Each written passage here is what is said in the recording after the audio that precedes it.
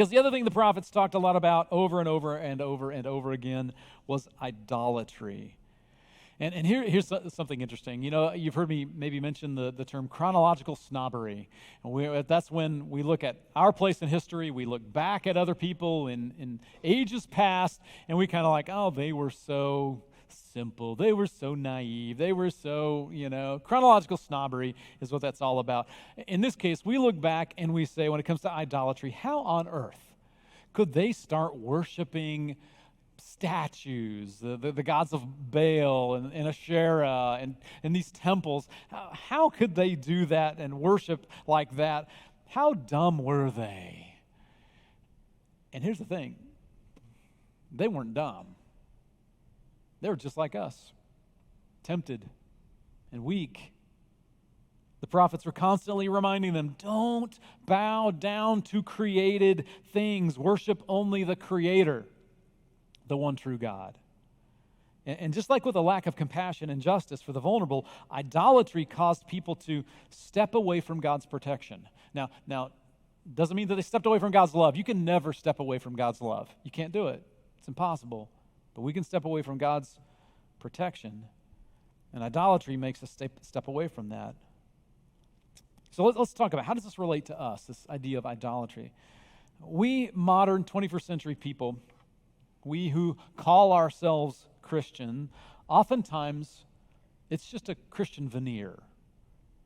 And what's under that veneer is what the prophets would be really, really in our faces about.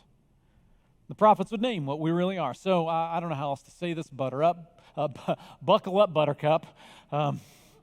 This is not going to be pleasant. Some of us say things like this. I'm a frugal investor.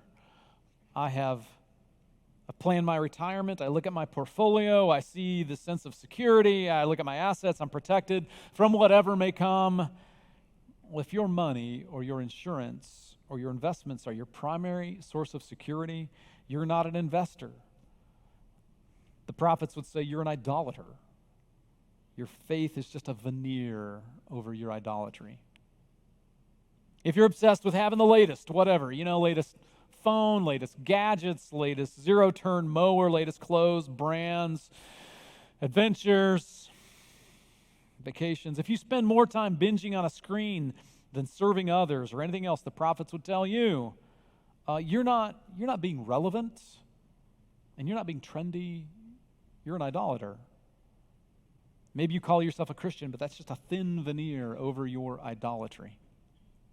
If you're obsessed with your health, and by this I'm not talking about doing the basics that we all need to do of getting exercise and eating right and resting well and all that good stuff, but if you're obsessed with vanity and you call it health, you know what I'm talking about? Looking young, staying young, avoiding all illness, and trying everything possible to cling to youth and beauty. If you find yourself saying, if you have your health, you have everything, listen, the prophets of God would say, you're not a health nut, you're an idolater. Your faith is just a thin veneer over what you really are. We talked about guns in the Hot Topic series in January at the beginning of the year, and it applies here. If you think your guns will save you and ultimately protect you, if you think having more guns makes you feel safer and believe that your guns are your source of security, you may call yourself an enthusiast, you may call yourself a collector. You may say, I'm just protecting me and mine. But the prophets of God would say, you're an idolater. Your faith is just a thin veneer over what you really are. If what you see and post on TikTok and Snapchat and Facebook and Instagram, whatever it is, if that's your primary source of affirmation and identity and attention, if it's the first thing you give attention to in the morning when your eyes open up, if it's the last thing you look at before you go to sleep at night, you're not just keeping up. The prophets of God would say, you're an idolater. And your faith is just a thin veneer over your idolatry.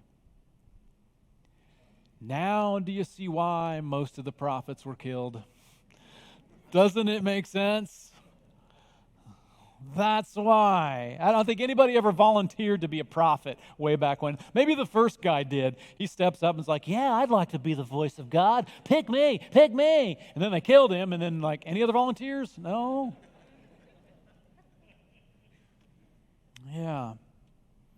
Jesus, when he spoke, if you look at his words and kind of evaluate them in light of that prophetic voice, Jesus spoke prophetically 30 to 40% of the time. And whenever he spoke prophetically, he was talking about lack of compassion, lack of justice for the vulnerable, and idolatry, just like the prophets of old.